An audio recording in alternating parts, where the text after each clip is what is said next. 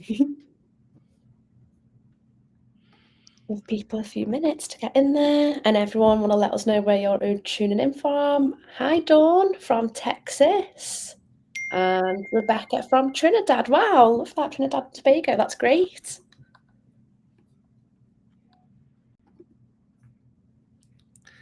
Rebecca left us a clue as well into some sort of mystery.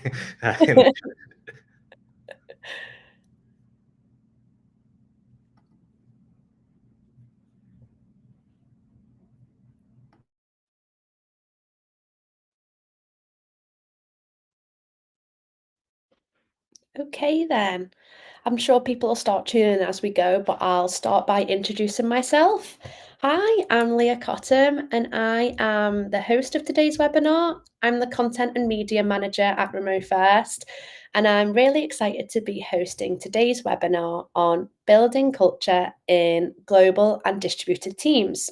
So today we're going to be discussing how companies utilize that who are in that remote workplace and how they can maintain that strong and connected team culture.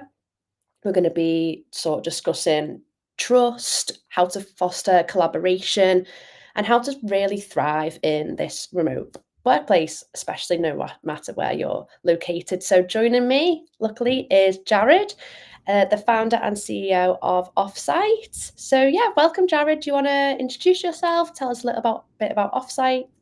Sure. Thanks for having me. I'm Jared, founder of Offsite.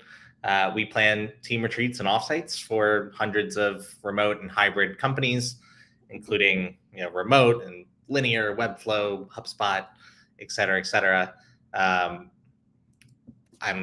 running a fully remote company myself, and we have people in, 6 or 7 countries. I've probably lost count at this point, and that's even for a 25-ish person team. So yeah, I'm excited to chat about this topic. It's something that I'm living every single day, and we're helping companies of all shapes and sizes plan team retreats because they are remote first or hybrid, distributed, and they're trying to think about how to build exceptional company culture while being remote or hybrid, or possibly because they are remote or hybrid, they can then build great culture.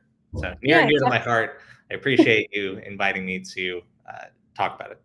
Yeah, it's the perfect topic, really. So what actually inspired you to focus on building a stronger connection for remote teams? Yeah. So I got my real career start at a pioneering remote first company called 15Five, which is in a similar space to remote first.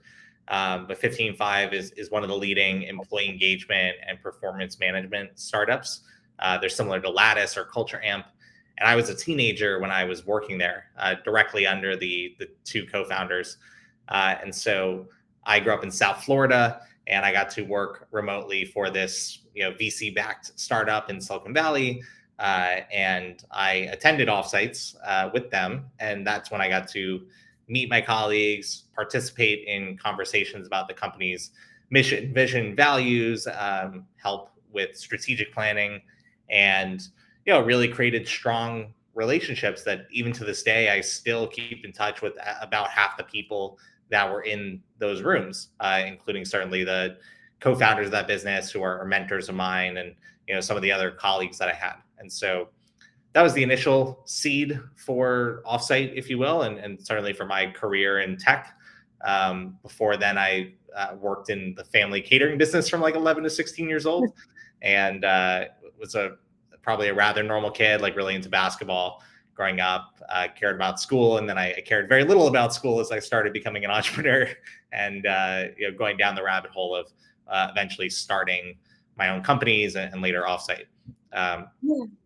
And one other thing I would say to that is before the pandemic, we were in a loneliness epidemic already. And for all the benefits of remote and hybrid work, one of the risks or challenges is that people are even more isolated than they were before because they're not going into an office, and they might have a harder time making friends at work. And if we spend 50% or more of our waking hours at work, it makes sense that we figure out a way to stay more connected to our colleagues. And so that's ultimately the mission of Offsite, is to make the world a more connected place And we're doing that by helping companies, stay engaged, aligned, connected. And we do that very specifically through team retreats, but that is ultimately what drives me day in and day out to help people benefit from remote and hybrid work, but also stay connected, make friends at work, all that fun stuff. Yeah, definitely. And I think that key point about loneliness and like limited face-to-face interaction is really key, because if you're working across different time zones, it's really easy for misunderstandings to happen where people do feel like certain members feel disconnected or they weren't heard properly. And I think it's key to look at an environment where people do feel valued and empowered just from the desk that they sit at, and that's really important, building this trust and collaboration across time zones, which is really good and well explained well what you just said. So Jared, in your experience, what do you think are like the biggest barriers to building a remote first team? Yeah, there could certainly be cultural barriers if you're interacting with people from much different backgrounds. There could be time zone barriers if you need or want a team that is working in real time, or in lots of live meetings. And then just thinking about how to keep everyone aligned on what's most important to work on. And so, we, as our team, like, we don't always have people working on the exact same time zones. And so then making sure that our documentation is really clear so people can collaborate with each other effectively, making sure that there's a culture around how we're using Slack and Linear and different tools. So the expectation isn't necessarily that you're responding in real time, but that you are keeping up with communications, making sure that you have very clear OKRs, and sort of thinking about what culture you want, what is performance in your eyes, and what are you willing to not have in order to optimize for what you want. And so for me personally, I'd rather have a team of people that are best in class at what they do, and being able to hire from anywhere in the world allows me to look at a much greater talent pool. I would rather have people that are truly engaged with each other and are engaged with our company culture and mission vision. And so I'm willing to sacrifice a little bit of the time zones for that occasionally.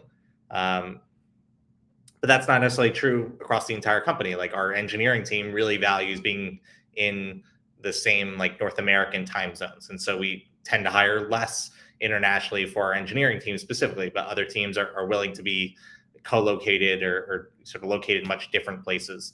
And so it'll even get down to the team level in addition to sort of a company view. And yeah, we just try and add in the different systems, the different habits that make up for the things we're giving up in order to get more of what we want, which is super happy and engaged team members, high performers, lots of results. We want to optimize away from meetings and towards lots of deep work time. And so for every company, for every team, it's going to be different, but those are some of the things that we think about at Offsite.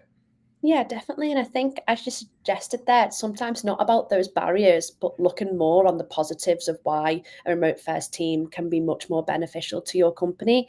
I think like there is barriers like time zone and cultures, but when you have these tools such as Slack, asynchronous communication, documentation, it makes it a lot easier to be able to find talent all around the world. So I think it's a great way to look at it, as not looking at the barriers, but maybe looking at the positives of why a remote first team is truly a great thing for building a successful company.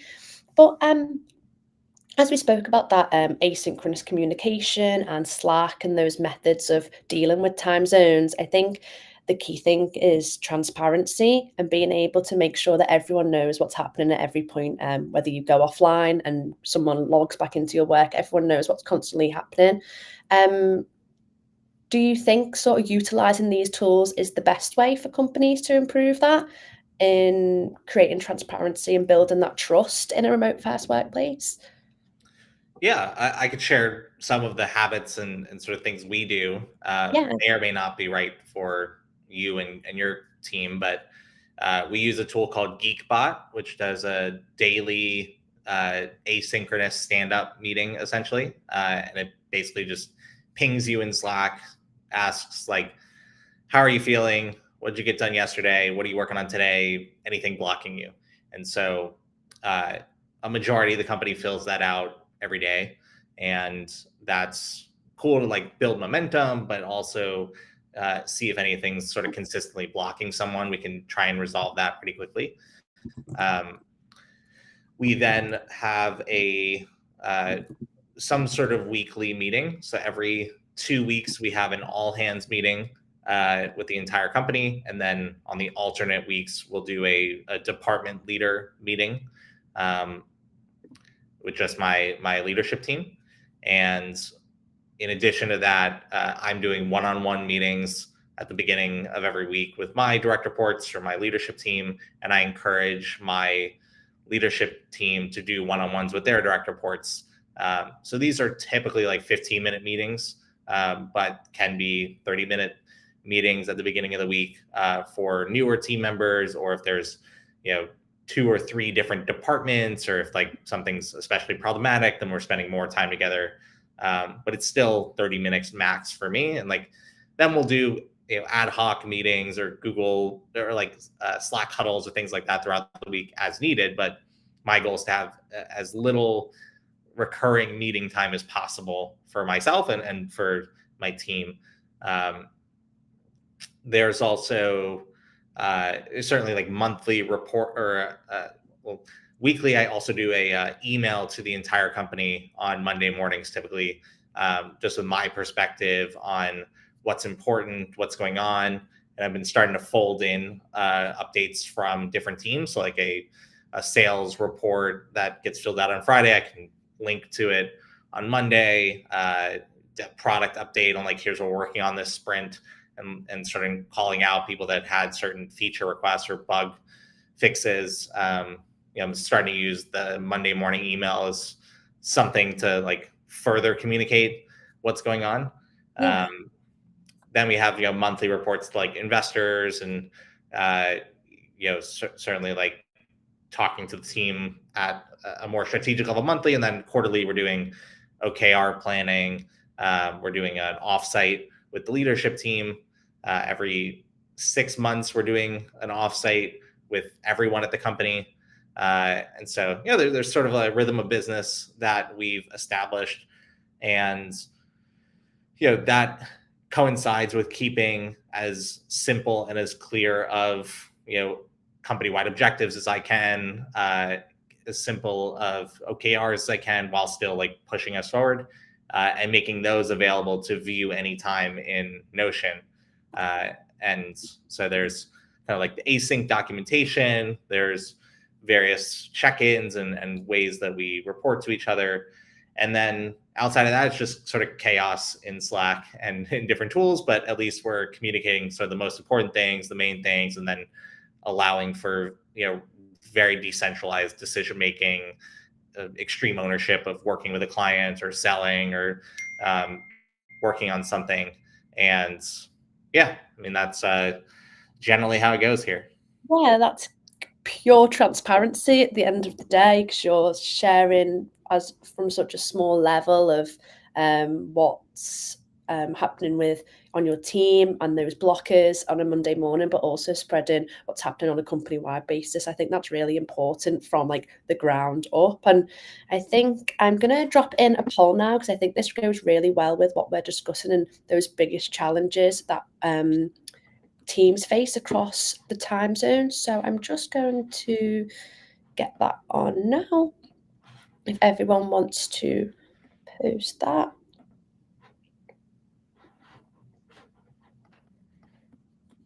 I'll vote too.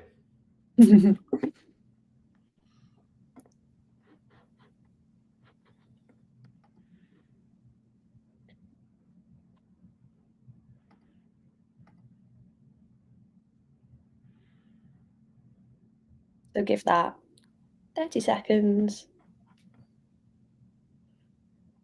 You can see those coming in. What about for you, real quick? Have you seen anything, being new to RemoFirst that is a ritual or something that you guys are doing as a remote or decentralized team? Yeah, we've got some really great things. We've got a lot of got like this, it's like an AI chat that pairs you with team members across the whole of RemoFirst. So it means that you can interact with team members that you maybe wouldn't speak to that aren't in your team. So that's a really cool like Slack bot that's been integrated into our chat.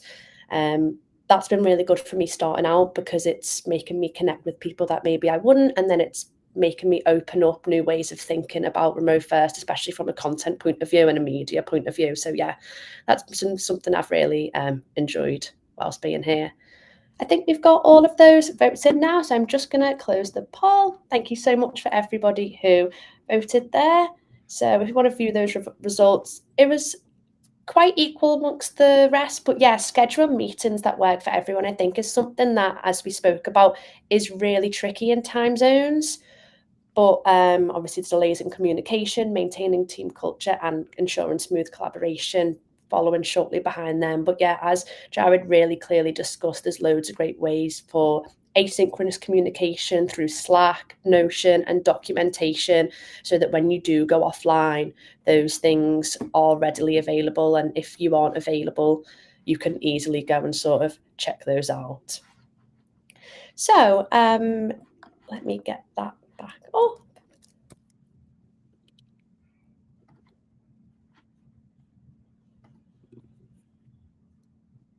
Apologies. And so, as we're speaking about those meetings with the leadership team and how sort of the leadership team is obviously one of the strongest elements in a company because the culture sort of starts at the top. And of course, in a remote world, leadership looks very, very different from the traditional office settings. I think they, as we spoke about, focusing on transparency, that communication through Slack, emails, whether it's a daily or weekly or monthly or quarterly setting. I think it's ensuring that everyone, sort of, no matter where they are feeling included and engaged. But Jared, I'd love to know sort of what qualities do you think make a great remote leader, and if they can ensure that the company values aren't just like these classic words on a website, that's something like truly lived through the remote team that exists. Absolutely. Sorry if you hear a barking dog. We got a Cavapoo that does not care that I'm on a webinar and just wants someone to throw a ball at him. But I may, I think my girlfriend's going to attend to the dog. But yeah, I think qualities of a good sort of remote first leader or hybrid leader is not dissimilar from just a good leader. I think when it comes to direct reports, like I tend to, and well, really the entire company, like I tend to provide lots of transparency and lots of information. So maybe not 100%, but like 90%, 95% of what's going on is knowable at the company if you want to know or care. I have sort of a servant leader approach where I feel like I'm here to work for my team. And we have a rather flat hierarchy as well. So anyone in the company can like send me a message and shouldn't have to worry about that. One of our company values is, to have high integrity. And so, that certainly means having an inclusive workplace and being respectful of everyone's background, but it's doing what you say you're going to do. But then that also permits us to have vigorous debates and idea meritocracy, and like no one should be worried about giving me feedback or anything like that. Like I want to get feedback from the team, and I want to give feedback from the team, as, rather bluntly if I need to, but it's never personal. It's just about solving whatever problem we're trying to solve for. And so um, yeah, I think, having, being available is certainly really important. Being entrepreneurial, both in how you think about solving a problem, but encouraging others to be entrepreneurial as well and take extreme ownership. That's part of our value system as well. So like, I want someone to bring any challenges and problems to the table with me, but I also want them to think about possible solutions in advance and like propose that. And also feel empowered to just solve it and like tell me after the fact that there was a problem and how they solved it. And you can even give like financial controls to that. So like, my department leaders can like spend $500 or $1,000 to solve a problem, and like I just want to know about it after. But like, I don't go do it. I don't care. Like basically anyone in the company could like, spend a couple $100. Like I don't care. Like just tell me how you did it afterwards, and if I need to coach you on that, I will. But so it's sort of this mix of being very available, being in the weeds, in the trenches with your team, for the things that really matter, like who you hire, maybe like financials, things like that. Like there's a very tight grip on that. Increasingly, product is in that camp for me and at Offsite. Then everything else is just like very decentralized decision making, distributed. I'm putting a lot of trust in my team, and then I'm available to them for coaching, for problem solving, just if they want or need to vent. And we build that trust over time through our offsites, through being there for each other if there's like a personal matter going on, and just like treating someone like a human. And I think you can have that while also expecting really great performance. And I don't think those two have to be separated. I can both be available to you when you're getting married and you're distracted by that, or if you've lost a loved one, or something else is going on that's distracting from work, but then also still expect you to hit your key results, like and figure out with you how we make that happen. And so those are some of the things. I'm certainly no expert in leadership, though.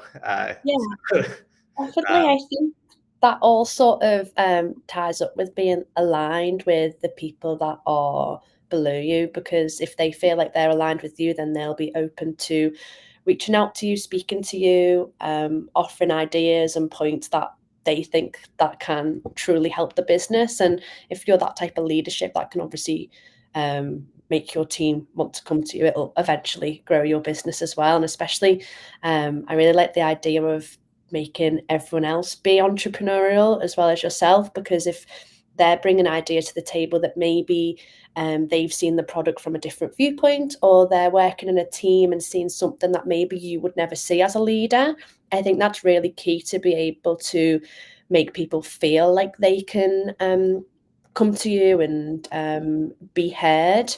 I know like this clear communication, as we mentioned, and Slack, and we do really have to focus on that for a remote work setting.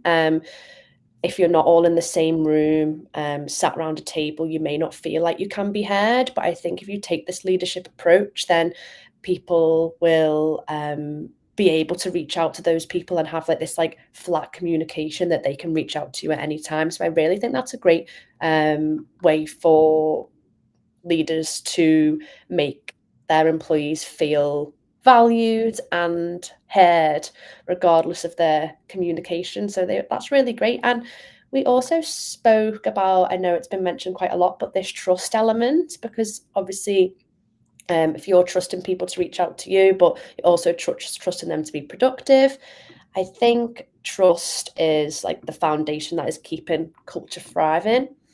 I think it doesn't just sort of happen, because you have to be all trusting each other for it all to happen, for everyone to feel like they're being valued and the culture of the company is being brought into the people who are there.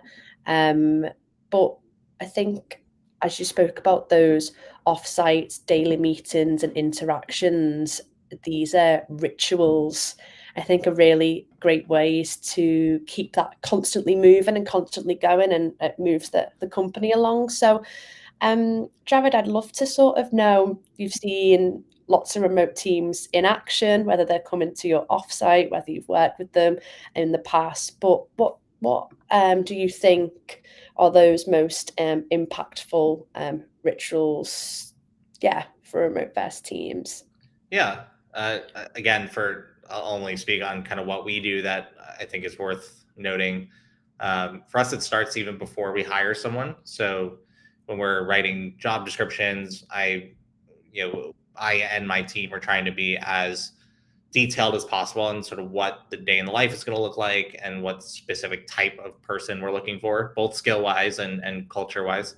Um, our final step in an interview process is a culture fit interview.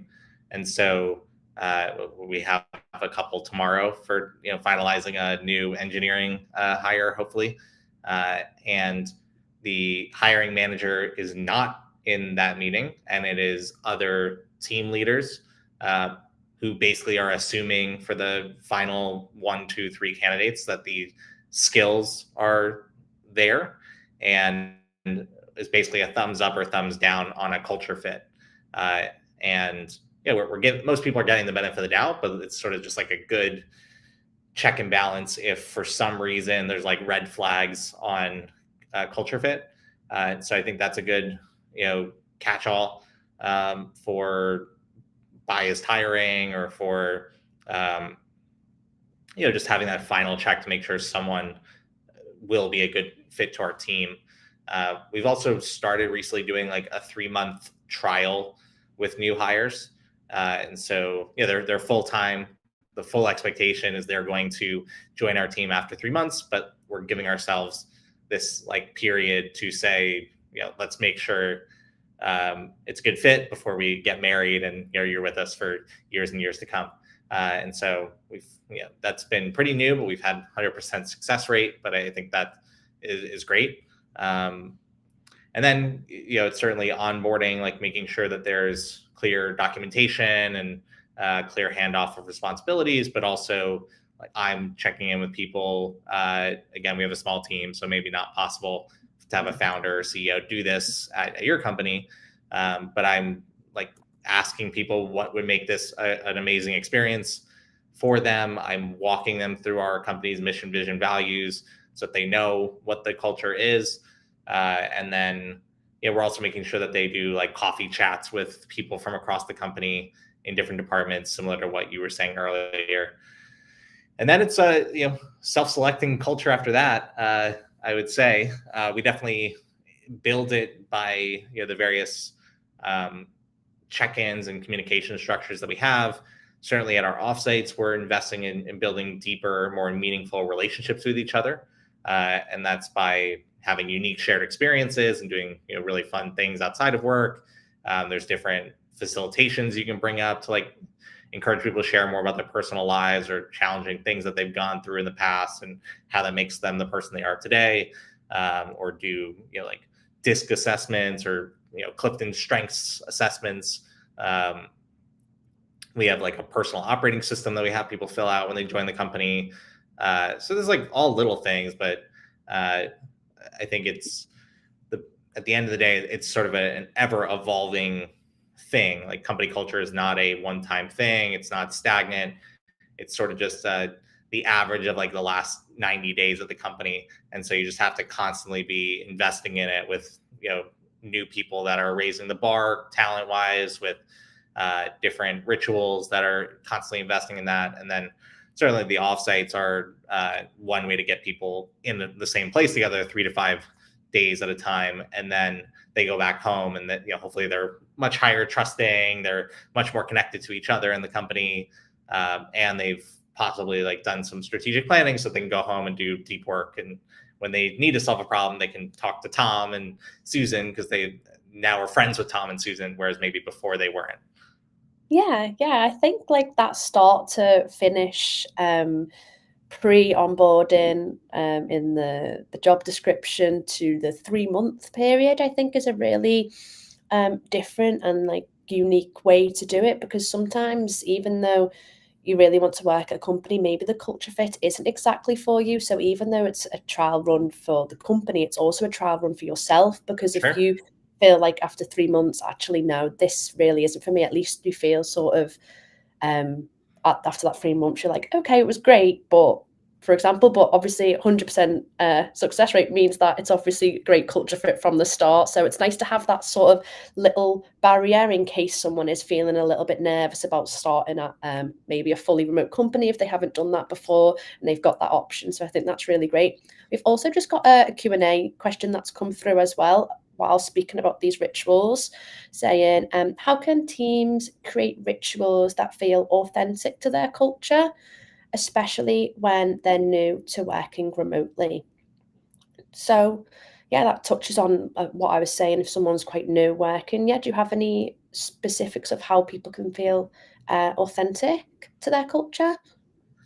Yeah, I would try and do some of the things that you did in person that you enjoyed, or start small. Like you don't need to reinvent the wheel here and try and be super creative. Yeah, I think something as simple as those coffee chats and sort of setting aside time to just get to know colleagues is pretty meaningful. And that would kind of be the virtual equivalent of going to bring someone to a cafe for 30, 60 minutes, or getting drinks with them after work if you were in an office setting.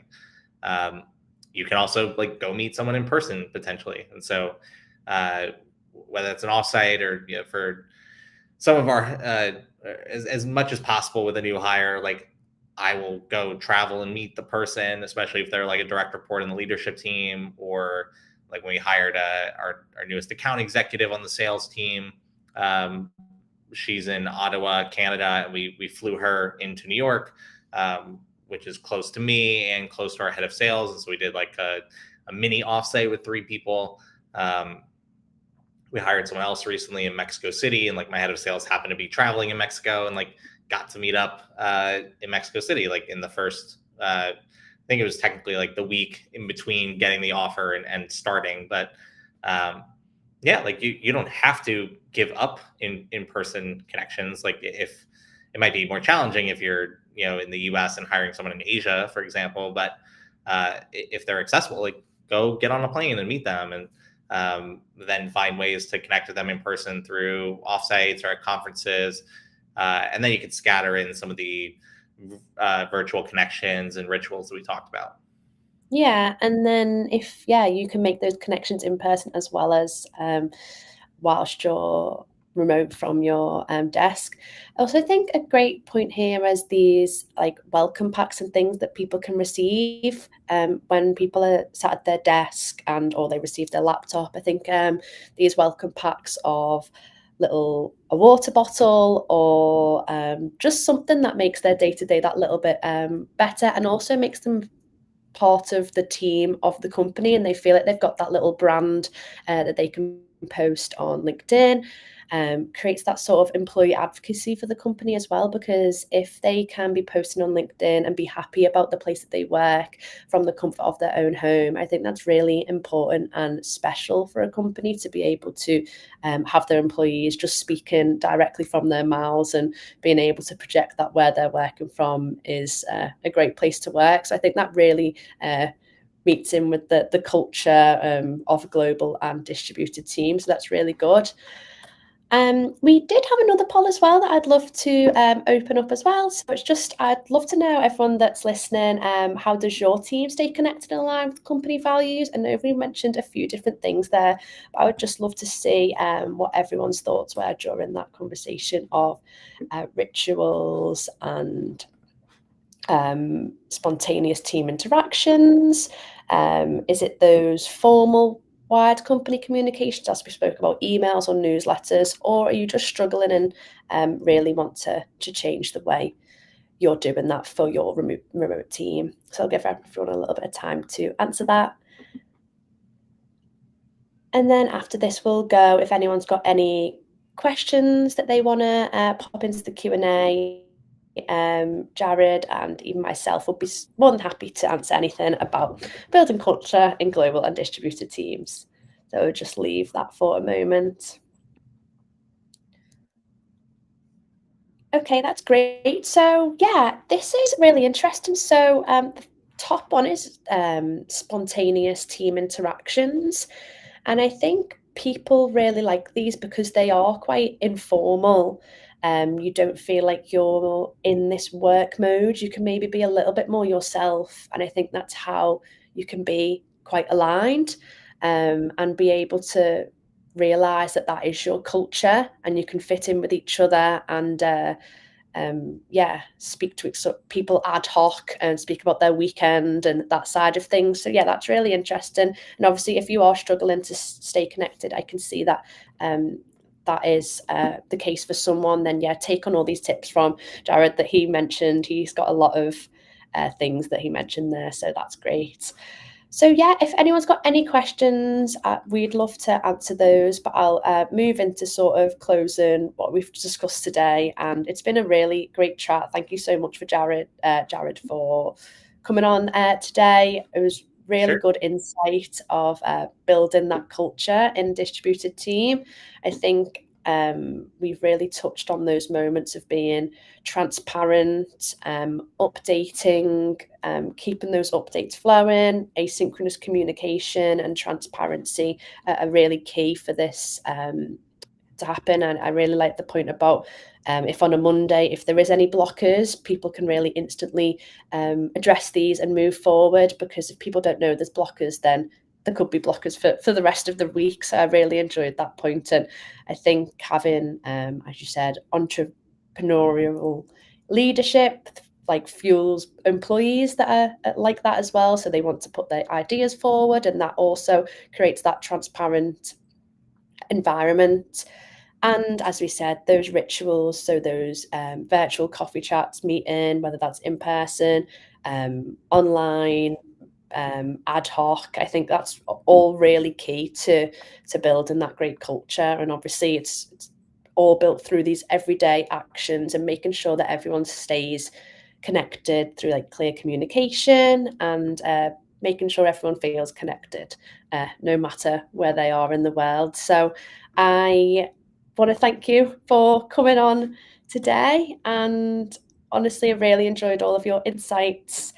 You've shared some really great points, and I think everyone seems to enjoy it and got involved with the poll, so that's great.